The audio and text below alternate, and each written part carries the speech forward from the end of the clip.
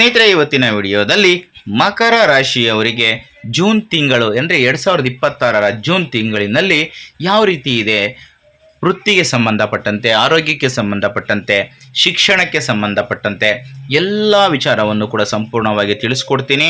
ಹಾಗಾಗಿ ಈ ವಿಡಿಯೋನ ಎಲ್ಲೂ ಸ್ಕಿಪ್ ಮಾಡದೆ ಕೊನೆಯವರೆಗೂ ನೋಡಿ. ಹಾಗೆ ನೀವೇನಾದರೂ ಇನ್ನೂ ನಮ್ಮ ಚಾನಲ್ಗೆ ಹೊಸಬರಾಗಿದ್ದರೆ ದಯವಿಟ್ಟು ಈ ಕೂಡಲೇ ಸಬ್ಸ್ಕ್ರೈಬ್ ಮಾಡ್ಕೊಳ್ಳಿ. ಮಕರ ರಾಶಿಯವರಿಗೆ 2026ರ ಜೂನ್ ತಿಂಗಳು ಸಕಾರಾತ್ಮಕ ಮೈಲುಗಲ್ಲುಗಳನ್ನು ದಾಟಲು ಮತ್ತು ಜೀವನದ ಹಾದಿಯನ್ನು ಉತ್ತಮಗೊಳಿಸಲು ಅದ್ಭುತವಾದಂತಹ ಅವಕಾಶಗಳನ್ನು ನೀಡುತ್ತೆ. ಜೂನ್ 2ರಂದು ಗುರು ನಿಮ್ಮ ಜನ್ಮ ರಾಶಿಯಿಂದ 7ನೇ ಮನೆಯಾದ ಕರ್ಕಾಟಕದಲ್ಲಿ ಉಚ್ಚ ಸ್ಥಿತಿಯನ್ನು ತಲುಪುವುದು ಒಂದು ಅತ್ಯಂತ ಅದೃಷ್ಟದಾಯಕ ಯೋಗವಾಗಿರುತ್ತೆ. ವಿಶೇಷವಾಗಿ ವಿವಾಹವನ್ನು ಎದುರು ನೋಡ್ತಾ ಇರೋರಿಗೆ ಅತ್ಯುತ್ತಮ ಸಂಬಂಧಗಳು ಖಚಿತವಾಗ್ತವೆ. ಉದ್ಯಮಿಗಳಿಗೆ ಲಾಭದ ಮಳೆಯನ್ನು ಸುರಿಸುವ ಸುವರ್ಣ ಕಾಲವಾಗಿರುತ್ತೆ. ವೃತ್ತಿ ಕ್ಷೇತ್ರದಲ್ಲಿ ನಿಮ್ಮ ಪ್ರಾಬಲ್ಯ ಹೆಚ್ಚಾಗಲಿದ್ದು ಮೇಲಧಿಕಾರಿಗಳ ಸಂಪೂರ್ಣ ಬೆಂಬಲ ಸಿಗುತ್ತೆ. ಆದರೂ ತಿಂಗಳ ದ್ವಿತೀಯಾರ್ಧದಲ್ಲಿ ಆತುರದ ನಿರ್ಧಾರಗಳನ್ನು ತೆಗೆದುಕೊಳ್ಳುವುದನ್ನು ಮಾತ್ರ ತಪ್ಪಿಸಬೇಕಾಗುತ್ತೆ. ಈಗ ವೃತ್ತಿ ಮತ್ತು ಉದ್ಯೋಗದ ಬಗ್ಗೆ ನೋಡೋಣ. ವೃತ್ತಿ ಜೀವನದಲ್ಲಿ ನೀವು ಸಂಪೂರ್ಣ ವಿಜಯವನ್ನು ಸಾಧಿಸ್ತೀರಾ. ಜೂನ್ 15ರಂದು ಸೂರ್ಯನು ನಿಮ್ಮ 6ನೇ ಮನೆಯಾದ ಶತ್ರು ಮತ್ತು ಅಡೆತಡೆಗಳ ಸ್ಥಾನವಾದ ಮಿಥುನ ರಾಶಿಯನ್ನು ಪ್ರವೇಶ ಮಾಡ್ತಾನೆ. ಇದು ನಿಮ್ಮ ವೃತ್ತಿಪರ ವಿರೋಧಿಗಳು ಮತ್ತು ಪ್ರತಿಸ್ಪರ್ಧಿಗಳು ನಿಮ್ಮ ಮುಂದೆ ಮಂಡಿಯೂರುವಂತೆ ಮಾಡುತ್ತೆ. ನಿಮ್ಮ ನಾಯಕತ್ವದ ಗುಣಗಳಿಗೆ ಮೇಲಧಿಕಾರಿಗಳಿಂದ ಉತ್ತಮ ಮನ್ನಣೆ ಸಿಗುತ್ತೆ. ಹಾಗೆ ಬಡ್ತಿಯನ್ನು ಪಡ್ಕೋಬೇಕು ಅನ್ನುವಂತಹ ಆಸೆ ಆಕಾಂಕ್ಷೆ ಇದ್ದರೆ ನಿಮ್ಮ ದಾರಿ ಸುಗಮವಾಗುತ್ತೆ. ಶುಕ್ರ ಮತ್ತು ಗುರುವಿನ ಸಂಯೋಜನೆಯು ಕೆಲಸದ ಸ್ಥಳದಲ್ಲಿ ನಿಮ್ಮ ಖ್ಯಾತಿಯನ್ನು ಮತ್ತಷ್ಟು ಹೆಚ್ಚಿಸುತ್ತೆ. ಈಗ ವ್ಯಾಪಾರ ಮತ್ತು ಸ್ವಯಂ ಉದ್ಯೋಗದ ಬಗ್ಗೆ ನೋಡೋಣ. ವ್ಯಾಪಾರಸ್ಥರಿಗೆ ಇದು ಲಾಭದಾಯಕವಾದಂತಹ ತಿಂಗಳು. ಜೂನ್ 2ರಂದು ಗುರುವು 7ನೇ ಮನೆಯಲ್ಲಿ ಉಚ್ಚ ಸ್ಥಿತಿಯನ್ನು ತಲುಪಿರುವುದು ನಿಮ್ಮ ವ್ಯಾಪಾರವನ್ನು ವಿಸ್ತರಿಸಲು ಮತ್ತು ಹೊಸ ಗ್ರಾಹಕರನ್ನು ಸೆಳೆಯಲು ಅತ್ಯಂತ ಉತ್ತಮವಾದಂತಹ ಮಾರ್ಗವಾಗಿರುತ್ತೆ. ನೀವು ಆರಂಭಿಸುವ ಹೊಸ ಯೋಜನೆಗಳು ಭವಿಷ್ಯದಲ್ಲಿ ಉತ್ತಮ ಆದಾಯವನ್ನು ನೀಡ್ತವೆ. ಪಾಲುದಾರಿಕೆ ವ್ಯವಹಾರಗಳಲ್ಲಿ ಪಾರದರ್ಶಕತೆಯನ್ನು ನೀವು ಕಾಯ್ದುಕೋಬೇಕಾಗುತ್ತೆ. ಇದು ನಿಮ್ಮ ಬಾಂಧವ್ಯವನ್ನು ಮತ್ತಷ್ಟು ಬಲಪಡಿಸುತ್ತೆ. ಈಗ ಆರ್ಥಿಕ ಪರಿಸ್ಥಿತಿಗಳು. ಆರ್ಥಿಕವಾಗಿ ಇದು ಸ್ಥಿರವಾದ ಮತ್ತು ಉತ್ತಮವಾದಂತಹ ತಿಂಗಳು. 11ನೇ ಮನೆಯ ಅಧಿಪತಿಯಾದಂತಹ ಮಂಗಳನ ಪ್ರಭಾವವು ನಿಮ್ಮ ಆದಾಯದ ಮೂಲಗಳನ್ನು ಬಲಪಡಿಸುತ್ತೆ. ಇನ್ನು 2ನೇ ಮನೆಯಲ್ಲಿ ರಾಹುವಿನ ಉಪಸ್ಥಿತಿಯಿಂದಾಗಿ ಹಣಕಾಸಿನ ವ್ಯವಹಾರಗಳಲ್ಲಿ ಸ್ವಲ್ಪ ಜಾಗರೂಕತೆಯಿಂದ ಇರಬೇಕಾಗುತ್ತೆ. ಅನಗತ್ಯ ಖರ್ಚುಗಳನ್ನು ನಿಯಂತ್ರಿಸಿ ಮತ್ತು ಭವಿಷ್ಯದ ದೃಷ್ಟಿಯಿಂದ ಉಳಿತಾಯಕ್ಕೆ ಹೆಚ್ಚಿನ ಗಮನವನ್ನು ನೀಡುವುದು ಉತ್ತಮ.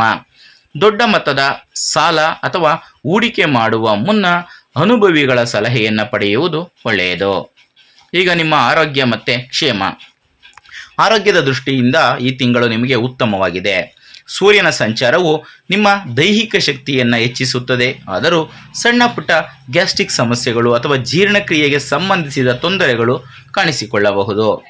ಆರೋಗ್ಯಕರವಾದಂತಹ ಆಹಾರ ಪದ್ಧತಿ ಮತ್ತು ಸಮಯಕ್ಕೆ ಸರಿಯಾದ ನಿದ್ರೆಯು ನಿಮ್ಮ ದೈಹಿಕ ಮತ್ತು ಮಾನಸಿಕ ಸ್ಥಿತಿಯನ್ನು ಕಾಪಾಡಲು ಸಹಾಯ ಮಾಡುತ್ತೆ. ಯೋಗ ಮತ್ತು ಪ್ರಾಣಾಯಾಮವನ್ನು ಅಭ್ಯಾಸ ಮಾಡಿಕೊಳ್ಳುವುದು ಆರೋಗ್ಯಕ್ಕೆ ತುಂಬ ಒಳ್ಳೆಯದು. ಈಗ ಕುಟುಂಬ ಮತ್ತು ನಿಮ್ಮ ವೈಯಕ್ತಿಕ ಸಂಬಂಧಗಳು. ಕೌಟುಂಬಿಕ ವಿಷಯದಲ್ಲಿ ನೀವು ಸ್ವಲ್ಪ ಎಚ್ಚರಿಕೆಯಿಂದ ಇರಬೇಕಾಗುತ್ತೆ. ಸೂರ್ಯನ ಸಂಚಾರವು ಸಂಗಾತಿಯೊಂದಿಗೆ ಸಣ್ಣ ಪುಟ್ಟ ವಾದ ವಿವಾದಗಳನ್ನು ಹುಟ್ಟುಹಾಕಬಹುದು. ರಾಹುವಿನ ಪ್ರಭಾವದಿಂದ ಮನೆಯಲ್ಲಿ ತಪ್ಪು ತಿಳುವಳಿಕೆಗಳು ಉಂಟಾಗದಂತೆ ಎಚ್ಚರಿಕೆಯನ್ನು ವಹಿಸಬೇಕಾಗುತ್ತೆ. ಮೌನ ಮತ್ತು ತಾಳ್ಮೆಯಿಂದ ಮಾತುಕತೆಯನ್ನು ನಡೆಸುವುದು ದಾಂಪತ್ಯದಲ್ಲಿ ಸುಖ ಮತ್ತು ಶಾಂತಿಯನ್ನು ಉಳಿಸುತ್ತದೆ. ಕುಟುಂಬದ ಸದಸ್ಯರೊಂದಿಗೆ ಸಮಯವನ್ನು ಕಳೆಯುವುದಕ್ಕೆ ಪ್ರಯತ್ನ ಪಡುವುದು ತುಂಬ ಒಳ್ಳೆಯದು. ಈಗ ಶಿಕ್ಷಣ ಮತ್ತು ವಿದ್ಯಾರ್ಥಿಗಳ ಜೀವನ. ವಿದ್ಯಾರ್ಥಿಗಳಿಗೆ ಈ ತಿಂಗಳು ಸಾಧನೆಯ ತಿಂಗಳಾಗಿರುತ್ತೆ. ಸ್ಪರ್ಧಾತ್ಮಕ ಪರೀಕ್ಷೆಗಳಿಗೆ ತಯಾರಿ ನಡೆಸ್ತಾ ಇರೋರು ಉತ್ತಮವಾದಂತಹ ಫಲಿತಾಂಶವನ್ನು ಪಡ್ಕೊತಾರೆ. ಸೂರ್ಯ ಮತ್ತು ಮಂಗಳನ ಪ್ರಭಾವದಿಂದಾಗಿ ನಿಮ್ಮ ಏಕಾಗ್ರತೆ ಹೆಚ್ಚಾಗುತ್ತೆ. ಕಠಿಣ ವಿಷಯಗಳನ್ನು ಅರ್ಥ ಮಾಡಿಕೊಳ್ಳಲು ನೀವು ಪ್ರಯತ್ನಶೀಲರಾಗಿರ್ತೀರಾ. ವಿದ್ಯಾಭ್ಯಾಸದಲ್ಲಿ ಬರುವಂತಹ ಅಡೆತಡೆಗಳನ್ನು ಕೂಡ ನೀವು ಧೈರ್ಯದಿಂದ ಎದುರಿಸ್ತೀರಾ. ಸ್ನೇಹಿತರೆ, ಈಗ ಕೆಲವೊಂದಷ್ಟು ಸರಳ ಪರಿಹಾರಗಳನ್ನು ತಿಳಿಸ್ಕೊಡ್ತೀನಿ. ಗ್ರಹಗಳ ಅನುಕೂಲಕರವಾದಂತಹ ಫಲಗಳನ್ನು ನೀವು ಪಡ್ಕೋಬೇಕಂದ್ರೆ ಈಗ ನಾನು ತಿಳಿಸ್ಕೊಡುವಂತಹ ಪರಿಹಾರ ಕ್ರಮಗಳನ್ನು ಅನುಸರಿಸ್ಬೋದು. ಮೊದಲನೇದಾಗಿ, ಉಚ್ಚ ಗುರುವಿನ ಪೂರ್ಣ ಆಶೀರ್ವಾದಕ್ಕಾಗಿ ಪ್ರತಿ ಗುರುವಾರ ವಿಷ್ಣುವಿನ ದೇವಸ್ಥಾನಕ್ಕೆ ನೀವು ಭೇಟಿಯನ್ನು ನೀಡಬೇಕಾಗುತ್ತೆ. ಎರಡನೆಯದಾಗಿ, ಕೆಲಸದಲ್ಲಿನ ಅಡೆತಡೆಗಳನ್ನು ನಿವಾರಿಸಲು ಪ್ರತಿದಿನ ಬೆಳಿಗ್ಗೆ ಸೂರ್ಯ ದೇವನಿಗೆ ನೀರನ್ನು ಅರ್ಪಿಸಿ. ಮೂರನೇದಾಗಿ ನಿಮ್ಮ ಕೋಪವನ್ನು ನಿಯಂತ್ರಿಸಿಕೊಳ್ಳಲು ಪ್ರತಿ ಮಂಗಳವಾರ ಸುಬ್ರಹ್ಮಣ್ಯ ಸ್ವಾಮಿಯ ಸ್ತೋತ್ರಗಳನ್ನು ಪಠಿಸುವುದು ಒಳ್ಳೆಯದು.